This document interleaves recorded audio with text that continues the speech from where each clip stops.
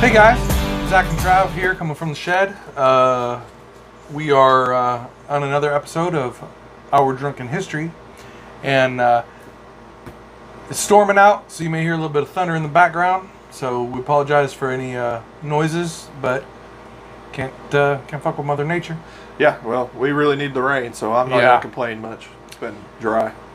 This week is the start of your football season. Most of you are probably wrapping up your drafts for your fantasy teams. I'm in 4 leagues. I don't know how many you're in, Trav, but I'm only in 2 right now, so yeah, it's one of those things. Take a second fantasy football team. It'll be fun. No, it's a fucking headache.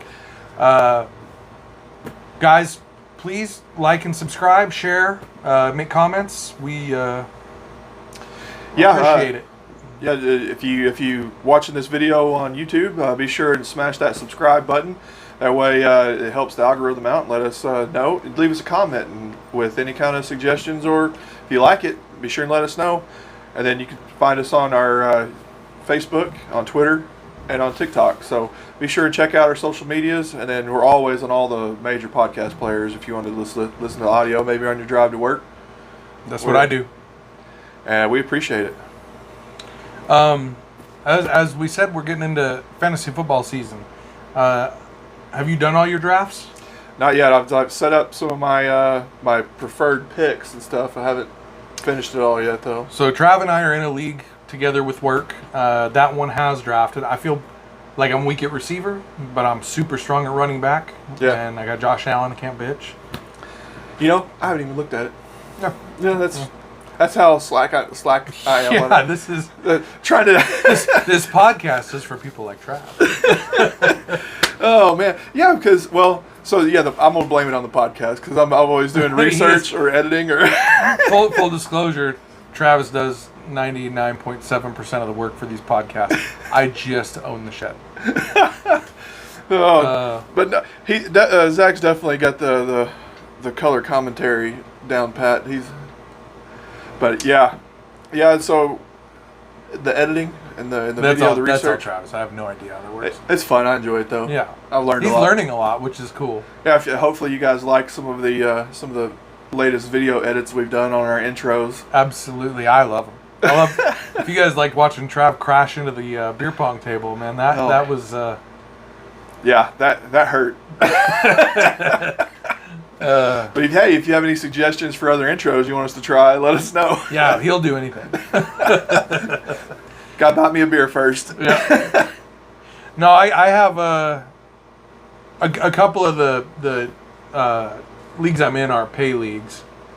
So I'm one of them is a $1,000 payout. $1,000 payout. And, wow. And another one is should be I think they just upped it. I think it's an $800 payout now. I've done a few of those, like DraftKings, where it's like the weekly, where you get a new team each week and stuff. Yeah, I never won anything with them, but I won some last year. But I mean, it was like minuscule, fuck off amounts.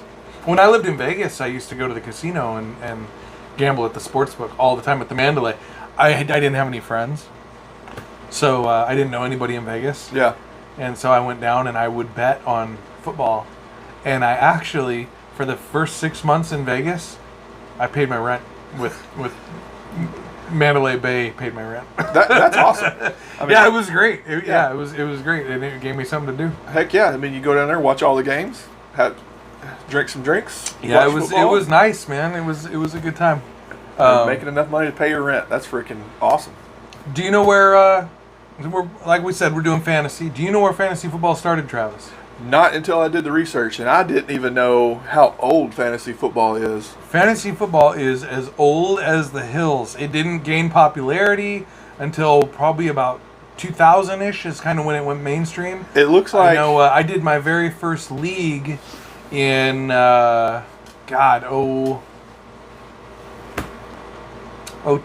or 03 was my very first fantasy football league. It was a totally foreign concept to me. Yeah. It didn't take too long to get like the hang of it, but yeah, it seems like fantasy football really took off when really the internet got to be popular, and because then the stats were readily available. Because a lot of times you had to wait until the newspaper came out on Monday or Tuesday to get the stats for the prior week's games. So when did fantasy football actually start? Fantasy football, shockingly, started in 1962, which blew my fucking mind. Yeah. I did not, no chance in hell is it that old, but it is. And it actually was started by the then owner of the Oakland Raiders, Bill Winkenbach. He was I don't know if he was he wasn't he was a business partner owner, I guess. Yeah. Like a minority owner, he wasn't like Al Davis. It was him and the general manager and some other guys. And it started in a hotel room in New York, and it was actually called the Greater Oakland Professional Pigskin Prognosticators League, the Go PPPL. That's a mouthful. I mean, but you know what? Some of the leagues I'm in, that's some of the dumb shit names they come up with. No offense, my fellow fantasy football-ites. You guys got some dumb names for you.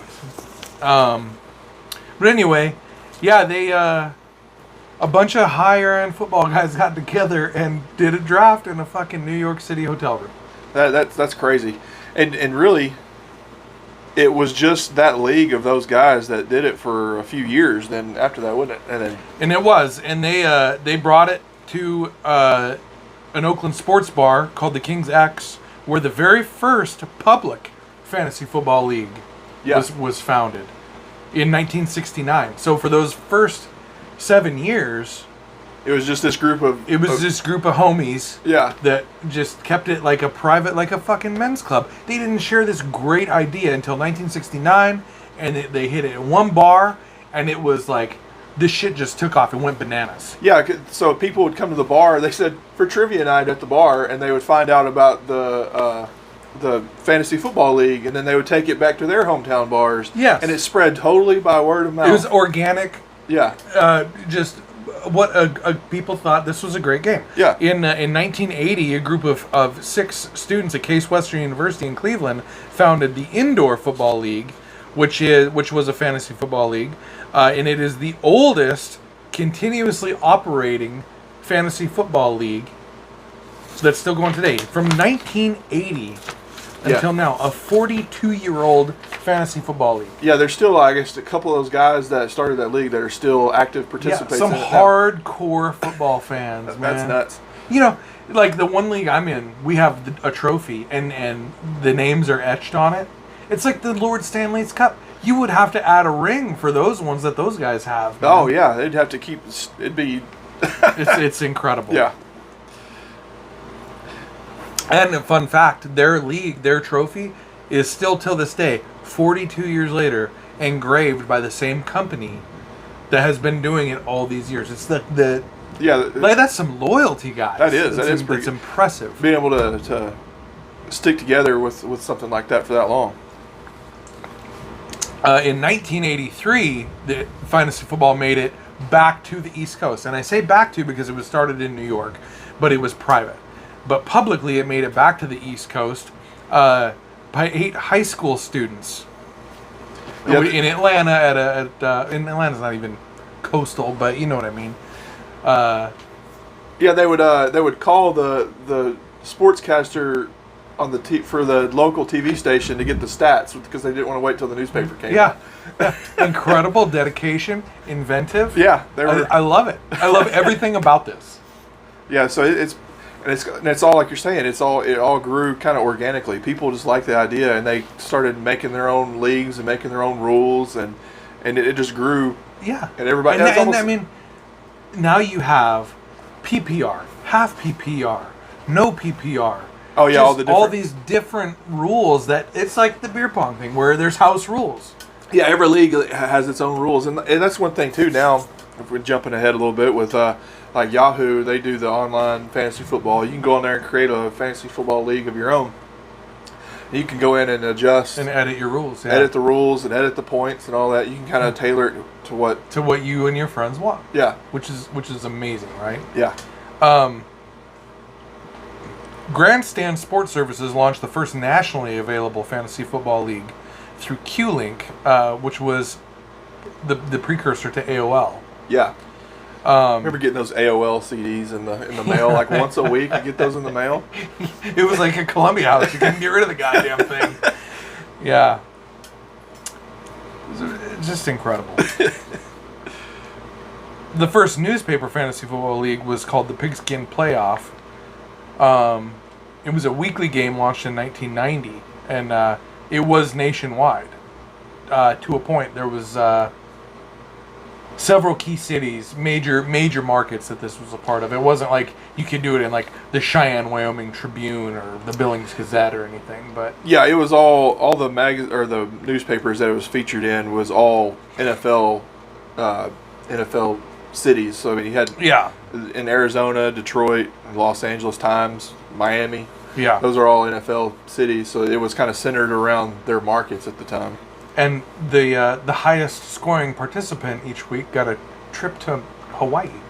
As a prize. That's a pretty damn good prize. If you win a week now, you're not getting that. You're just getting bragging rights. Yeah. Yeah. You know, on some of the paid sites where you actually win money, you might only win $10. Yeah. Yeah. In '97, CBS did the very first online fantasy football competition, which is, for me, was kind of a surprise. Just because ESPN is kind of the big one for fantasy football, I think. Yeah. The NFL.com has their own.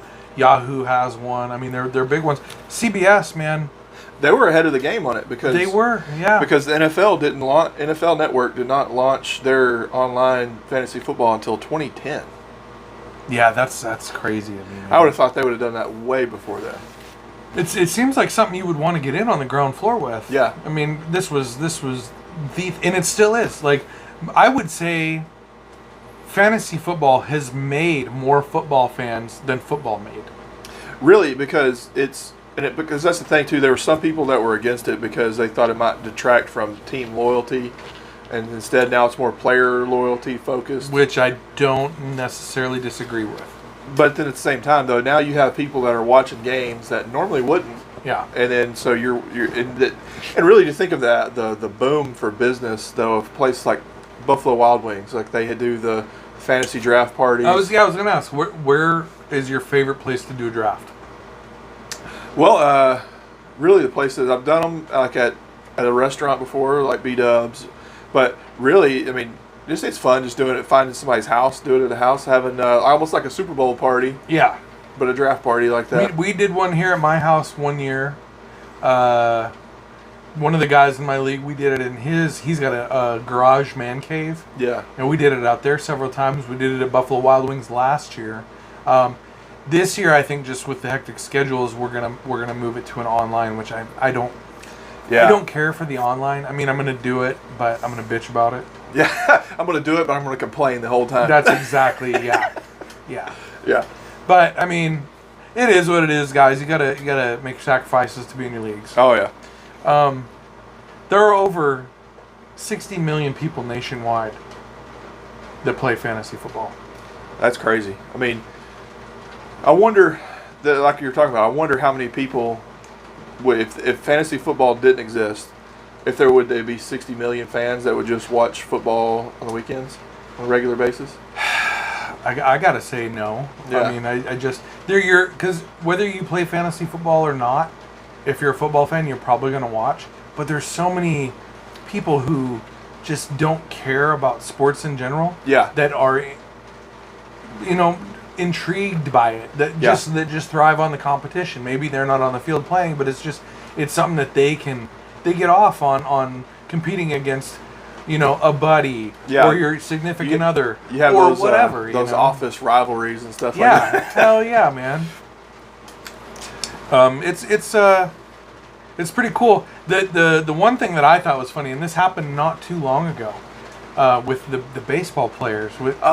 So Mike Trout, who is just a world-class baseball player athlete, he runs a league. Do you remember hearing about this? I heard about this, and then the Tommy Pham, Jock Peterson incident. So and it was kind of funny because it happened right after Will Smith. slap Chris Rock. Yeah. But pre-game, when Tommy Pham was playing with Cincinnati, this is pre-trade deadline when he went to Boston. They Jock Peterson was in town in Cincinnati. They were getting ready for a pregame, and this is when Jock was still with the Giants before he got traded. Anyway, he got the shit slapped out of him. and what was that over though? I mean, it was just it was over a fantasy football argument. And he said it was just the principle of it. Yeah, man. Oh, like man. that's some hardcore shit. Yeah. I've had some verbal altercations over fantasy football moves. Yeah. I've never felt like slapping anybody. Especially not at a pre-game of a baseball game in the fucking outfield. Yeah. Oh, man. Anyway, as we said, there are several league types. Most common is head-to-head. Yeah. Which is the one I prefer. But there are also the ones that are, what are they called, a rotisserie or whatever, where it's all against all and it's total points. Yeah, the total points every week is the winner. Yeah, I've never done one. It doesn't sound as fun to me. Yeah. I like head-to-head because you can shit-talk one person, try and... Yeah, I prefer that model as well. And then you have like the weekly leagues and stuff too that you can get in now as well. Yeah. The way we run it, I like a keeper player league. A lot of people like to just start with a clean slate every year, which is fine if that's your thing. No hatred. But I like a keeper league. So doing this research, there was a couple league rules that I saw that I thought was actually pretty interesting. That was I'd never heard of them before. The Pirate League, where each week you win, you get to steal a player to poach a player, yeah, from your opponent that you just beat. Yeah, yeah. That kind of raises the stakes. Fucking them twice. Yeah, yeah. And then the Guillotine League, I'd never heard of that. That's where you axe the lowest guy. Yeah, each week the lowest. So, but you would have to have a big ass group of friends, and then if you're the poor guy who's low man on the pole first week, like your season sucks. Yeah, each week the lowest ranking loser gets cut from the league. Yeah, I don't.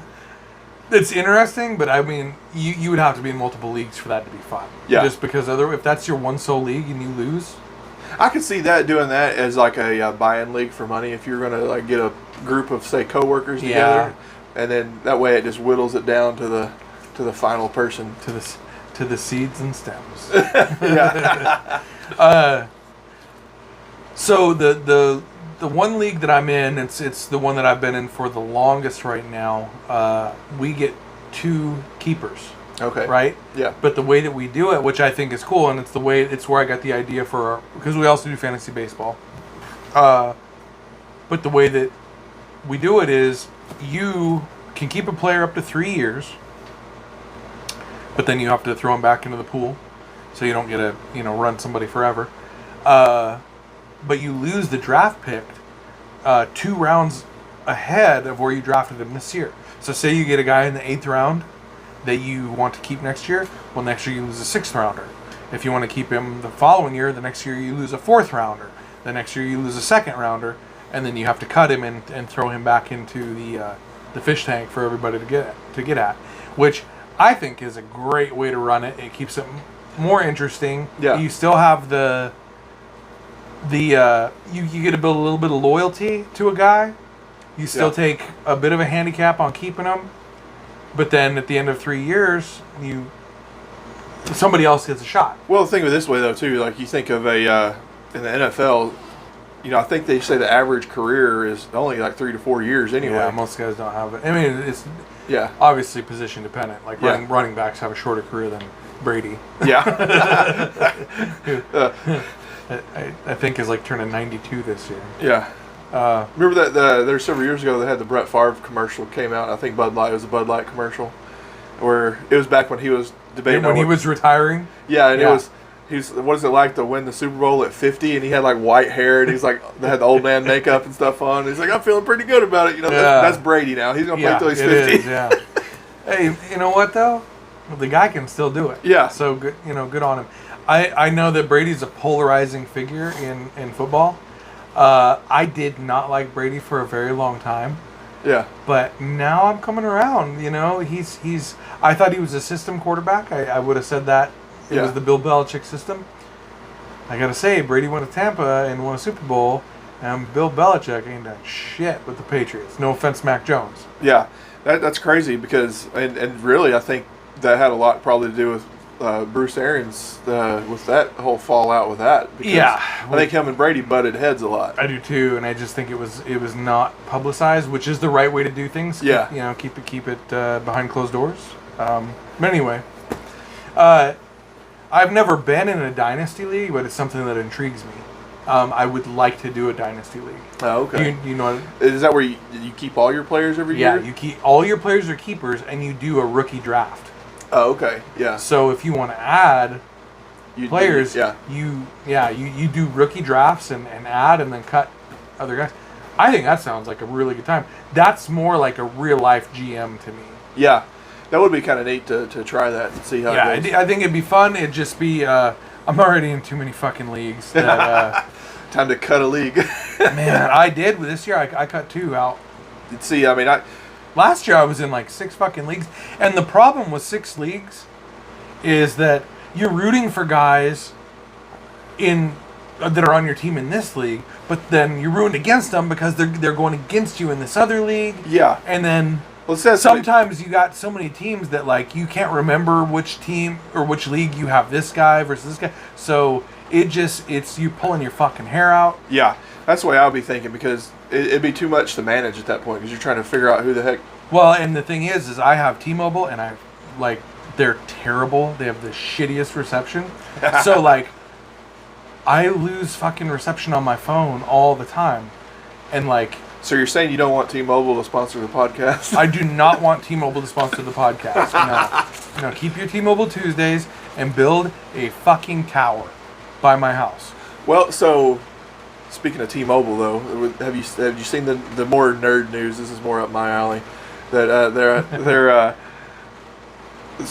partnering with SpaceX and they're going to have where T-Mobile's coming out with phones that are going to direct connect to satellites, so there's no dead spots. That's going to be cheap. Yeah. They need that shit. They got dead spots all over. Dude, I can't get reception in this chair.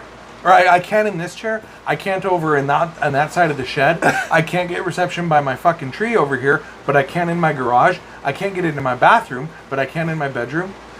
I got the 4G or whatever it is, the 5G fucking the Wi-Fi thing, tether thing, whatever the hell, I don't know what it's called. Yeah. But what a crock of shit. Maybe you hear about some of those people that they have like extra iron in their body that they block signals and stuff. Yeah, maybe you're a freaking antenna and you're blocking your signal. It could be. It could be. I talked to T-Mobile for 3 fucking hours last week. Oh man. I did. I was on the phone the whole time. And I'm not going to say that I was a dick, but I got impatient with the nice lady who tried to help. And she failed. She did not help. My reception still sucks. Oh. But anyway, that's a story for another time, guys. Yeah.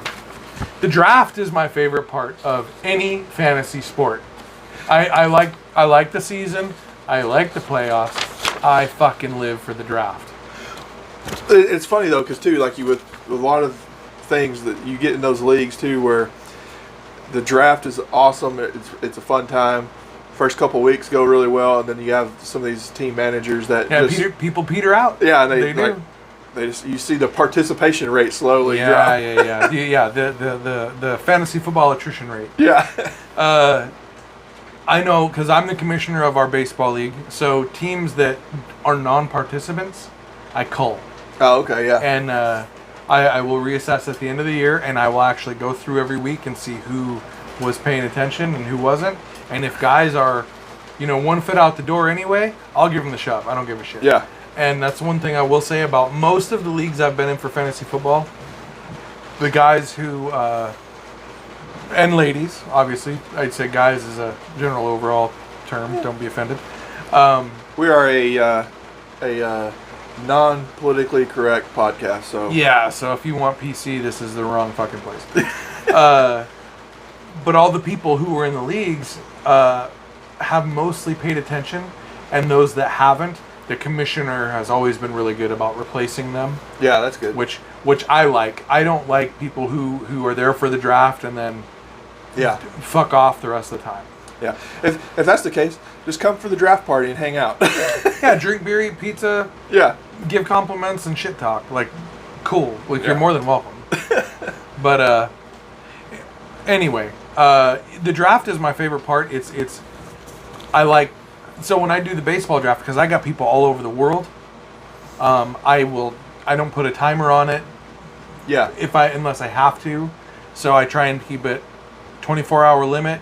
And I will start the draft pretty close to the beginning of spring training. That way guys because I got friends that are in New Zealand.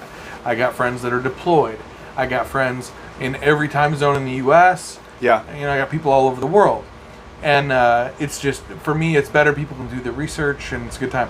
And it's very hard to agree on, we're all going to get on fucking Yahoo at 8 o'clock Eastern time on Tuesday and we're all going to draft. Yeah, your poor buddy that's in New Zealand, and he's up at 3 a.m. Yeah, he's paying $15 for a beer because they're on an island, and life sucks for him anyway. Yeah. The 2-minute time limit online draft is my least favorite form. Yeah. In-person drafts are my favorite. Yeah. Those are the best. Yeah, because like you said, because then everybody's there in person and you can shit talk. That's like half the fun right there. It is. And we put a clock up. Oh, yeah. And if you're getting close, everybody's screaming and people are freaking out. What are you doing? Yeah, if you don't go into it with a plan, sometimes you draft a guy who's definitely injured. It's a good time. Yeah. I know most of you guys probably feel the same way. The draft is the best part. Oh, yeah. Scoring. Are you a PPR guy, or do you like PPR? Do you like half PPR? What's your favorite? I don't even know enough about the differences of them, really. So PPR leagues, you get a point per reception. Okay. Yeah, because there's some that's the points per reception, and there's some where it's points per yard and different things. So like that. most will do. This is just a general thing. It doesn't mean everybody does this, but most will do a point per 10 yards. Yeah. Some leagues will do like half points or even tenth of a point. Okay. Yeah. For like 5 yards, 1 yard, whatever. But the biggest one is always: are we going to be PPR? Are we going to do half PPR? How are we going to do it? Okay. I personally, I like half PPR. Is my favorite because it gives value to guys that are possession receivers, like Wes Welker used to be. Yeah. I would say Cooper Kupp, but Cooper Kupp tears it up on yardage too. Yeah. But guys who just catch a lot, but are like slot guys who are not probably going to run a deep route. They always run 5 yard outs or whatever. Yeah. Yeah, and it kind of evens the playing field, but it doesn't overbalance the playing field to where those guys become more valuable. Because I like a deep threat. I like a Devontae. Well, Devontae Adams in Green Bay was a PPR genius too. Because he caught a lot. But I mean, he's always a massive deep ball threat. Guys like Tyreek Hill, who anytime he gets the ball, can take it to the house. Yeah. But it balances it out for me, in my opinion. That's one thing that's crazy too about you was talking about Brady a while ago. Brady is a great quarterback, but he's really not that good of a fantasy quarterback usually because Rodgers is the same way, man. Like I guess it depends on your rules too because it depends on how much points you're getting for rushing yards and stuff like that because Brady's not going to scramble for yards. No. So if he has a 500-yard throwing game or throws 5 touchdowns, he'll put up some points. But if he's some guys are really good real-life quarterbacks, but shitty fantasy quarterbacks. Yeah. And some guys are fantasy gods. Yeah. But are a terrible real-life quarterback. And and it comes down to tactics too. Sometimes, giving away trade secrets here, you want to get a quarterback that's on a shitty team. Yeah. Not because he has a great team or anything, obviously he doesn't, but because he's going to be playing up from behind and he's going to be throwing. Kirk Cousins had some great games last year because he was playing from 20 behind and he had to throw. Yeah, throwing the ball every down. Or really with the popularity of the dual threat quarterbacks that came out in the last few years. Guys like Lamar, man. Yeah, I had him last year and He did really well. I think he was hurt a few games last year. Well, that's the problem that you run into with a dual threat guy is the league historically. Now, it doesn't mean it's a case by case thing, but predominantly guys will have a huge year if they're a dual threat guy. Guys like what's his name? Fucking RG3. Yeah, the first 2 years he was in the league. Kaepernick. Yeah. Who have these monster years, and then the league figures them out. And then quarterbacks, sorry guys, I'm not a quarterback fan. You guys are pussies. You get hit too many times and you blow a fucking knee. Yeah. No offense, nothing. I don't mean anything bad by it, but it's just the way things are. Quarterbacks, run first quarterbacks don't typically have long careers. No. That's one reason why I think Brady and even like Peyton Manning, Peyton Manning couldn't freaking move. He couldn't run hardly at all. But the drop back pocket passers usually end up having the longer careers. Yeah, it's just but less physical abuse. You got 300-pound guys blocking for you. Yeah, you're gonna get a brick wall. Yeah, but if you take a chance outside the wire, and you're looking for a knee shot. Yeah, gonna get clipped. And it sucks, but it's the way it is. But no, Lamar is a guy who I can say he's a dual threat guy that I can see having a very long career. He is because he is a legitimate dual threat. The guy can throw.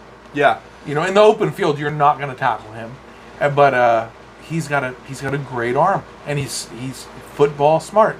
Now, if you watch his Heisman speech, you're going to say the guy's probably not very smart. His Heisman speech sucked, but football wise, the guy's he's great on a team.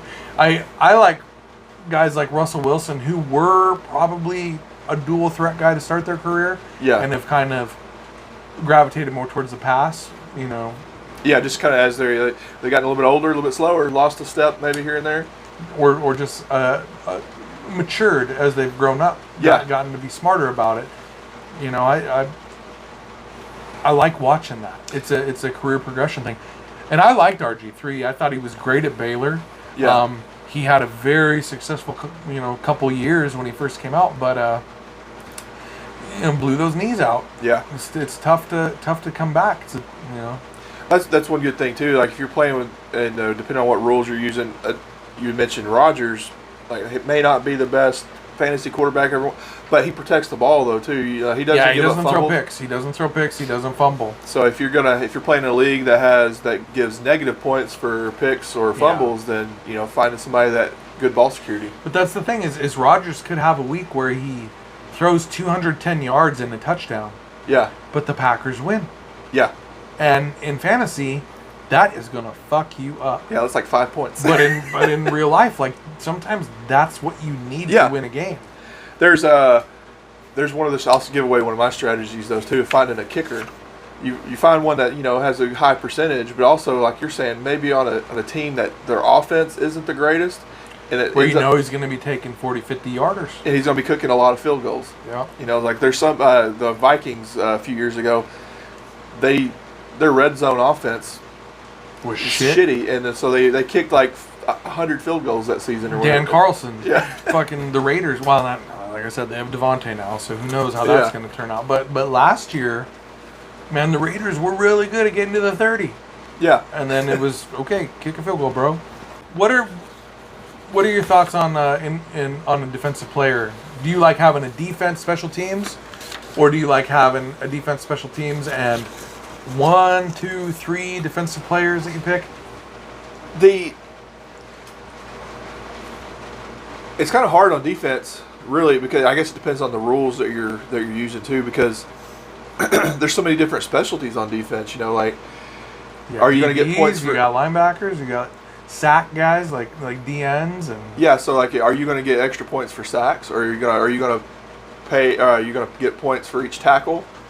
Because I might get a middle linebacker or something that's going to make a lot of tackles if I'm going to get their points off of that. But I do like the full team concept of that way you can go off of points allowed, yards allowed as a defense, and kind of get your points off of that too. So that way, I'm in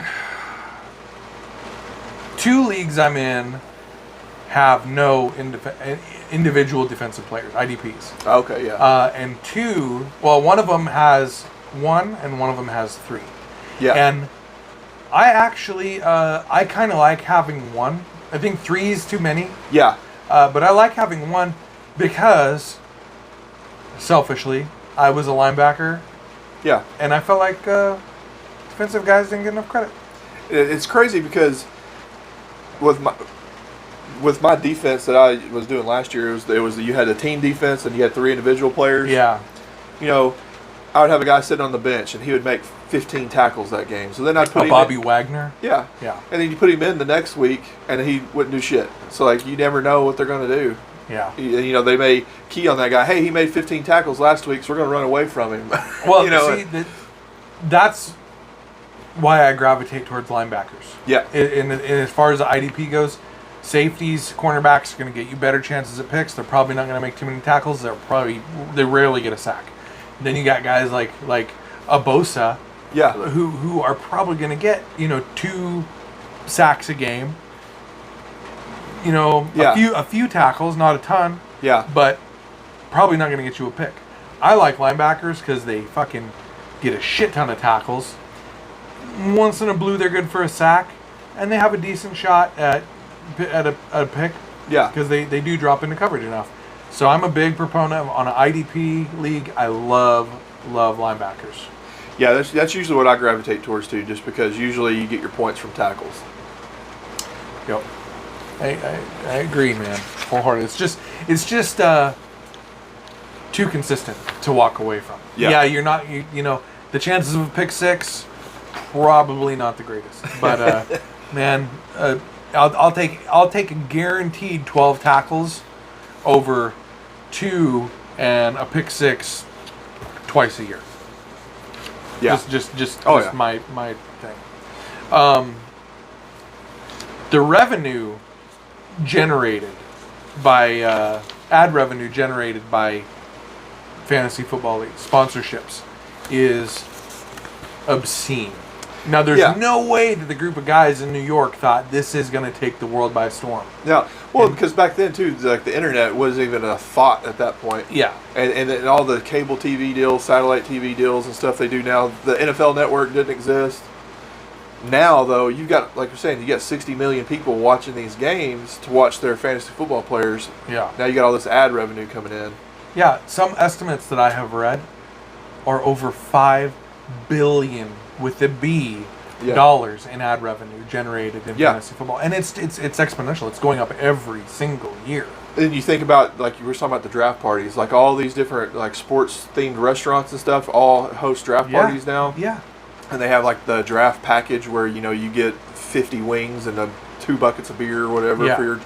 But then they know people are going to come back each week though to watch the games and for their fantasy teams and stuff. So these restaurants, these places like that are catering to that type of clientele are seeing huge revenue increases as well. Yeah, it's an immensely huge popular thing. Yeah. Fantasy football is the most popular fan thing in the world.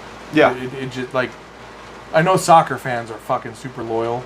Yeah. There's like fantasy soccer. It's there. It's not a huge thing. I didn't even know if they had fantasy soccer. They do. They have fantasy. I wouldn't NASCAR, even know where to start on that. They have fantasy golf. Yeah. They have fantasy. They have all these other things. And like I'm a huge fantasy baseball guy. I love baseball. But fantasy football is like 1 billion times more popular than all these other things combined. Well, see, to me though too, like this year it was the first year I've played fantasy baseball, and I do like football. I think more in the fact that there's only one game a week. Yeah. So you can set your lineup, and because you have like with baseball, and then I played fantasy basketball last year and stuff too. But you have 3 or 4 or 5 games a week. The players might set out on certain days. Yeah. And, you have to pay a lot closer attention to it. So, states revenue off fantasy sports. Yeah. It's kind of funny. So Montana did do a thing which was cool. They did a state-sponsored lottery fantasy football game, and they quit doing it last year, and I don't fucking know why, because it was awesome. Where you would pick a quarterback, a running back, a wide receiver, a tight end, a kicker, and the defense special teams. Every week. Now, you didn't have to keep the same one. You could repick every week and go buy your ticket. Yeah. And they had a weekly winner. And my dad and I took third one time. And we played it for like 5 years. We took third one time, and I think we ended up splitting like $1,000. Oh, that's awesome. Which is, yeah, it's really cool. But Montana is the only state that specifically prohibits online fantasy gambling. Well, I know there's a lot of states that did prohibit it, and then a lot of them changed their legislation because really revenue, again, states are wanting their money. And that's the thing. So Montana legalized sports books in casinos. Okay.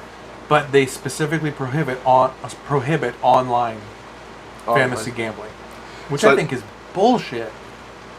Yeah, you have to. You'd be getting that VPN. That's what I was going to say. Yeah, the VPN. Like I would, man. Cyber Ghost. Yep. I'd be downloading the shit out of Cyber Ghost. During the season, so I work Sundays. You're off Sundays. Do you watch Red Zone? No, I don't. We need to trade days. I love Red Zone, man. It is so exciting. It's almost fucking just. It's too much. There's a time it's overwhelming because you'll have like 4 split screen teams that are looking for a touchdown. Oh yeah. And that was directly attributable to the popularity of fantasy football. Yeah, that way you can watch the multi games at one time. Yeah. Well, now Dish Network. Have you seen their thing now they have? No, I've had Dish since I lived in North Carolina. I don't have it either anymore, but I saw an ad for it, and they're like a football package they have now. We can put a split screen up on your TV, and it's like 8 different screens you can have going at one time, and you can watch. I mean, it could be anything. Like you can watch 8 different movies or whatever. But they market it. It sounds like a nightmare. Yeah. They market it for like fantasy football and baseball. Watching The Hobbit over here. Because like over here got curling on. They include it with like their NFL Sunday ticket thing, and then you can put up 8 different football games at one time. Or God, that'd be overwhelming. Yeah. Yeah. One thing that interested me is real NFL players' reaction to fantasy football. Oh yeah. They hate it, for the most part. I'm sure some of them get a kick out of it, but like, it is true. Yeah. That fans have now, in the cities where these players call home, taken to personally, like, going after some of these guys. Well, I've even seen some of those too. Some of the games you got a player that's mic'd up or whatever, and like a defensive lineman or something walking over to the running back, hey man, you gotta get your numbers up. I've got you on my fantasy team. That's awesome. Yeah, that is hilarious. No, but there's been Twitter wars with fans. They go on there, like, because one guy, I think it was texted Kyler Murray on Twitter, said, hey, you let me down in fantasy. Yeah, he said, I don't give a shit. I don't give a shit about your fantasy team. Yeah, either. Like, who wants to? Yeah. Nobody wants to hear that. Yeah. Anyway, fantasy football is never going away. No, and I think it's just going to keep getting bigger. They'll keep finding new ways to spin it and to come up with new rules, or especially the the thing is too is it makes the NFL draft that much more fun to watch. Like I always like watching the draft anyway. Yeah. I watched the combine. Yeah. And, a lot of years I've watched the combine now that's on the NFL Network. It's fun seeing where guys are going to go and try and predict what they're going to do. Yeah. It's a blast. If you guys are not in a fantasy football league, if football is not your thing, you don't even have to watch football. You could just be a stats nerd. Like I have a friend who he never watched a game of football in his life, and he ended up winning the first league he was ever in. That's great. And it was just because, and it's a good thing in a way because it takes away your prejudice. If you don't like a player just because he went to fucking Clemson or Alabama or whatever, I'm not going to draft him. If you don't know any better, you could draft these guys and they could really help your team out, and you don't even have to watch them. They're going to perform the same whether you're watching or not. And that's kind of how I based my draft this year on baseball, because I haven't watched a lot of baseball lately, and I based it all off of stats. Yeah, Trav's in the playoffs. I'm not. Well, I'm fighting for the last position Last right position. now. It looks grim. But I had Tatis and Acuna, Okay. and they were both fucking crippled. And Oh, then man. Tatis decided to cheat. Fucking asshole. Anyway, I got fucked. Oh. Guys, we hope you enjoyed this. I don't know. We tried to move a little quicker and Yeah. keep your interest. I know sometimes we get a little long-winded, so we're trying our best to stay on topic and to maybe keep it less than an hour, hopefully. Yeah. I haven't checked our time on this one yet, but yeah, we hope you appreciate our work that we put into this and our episodes.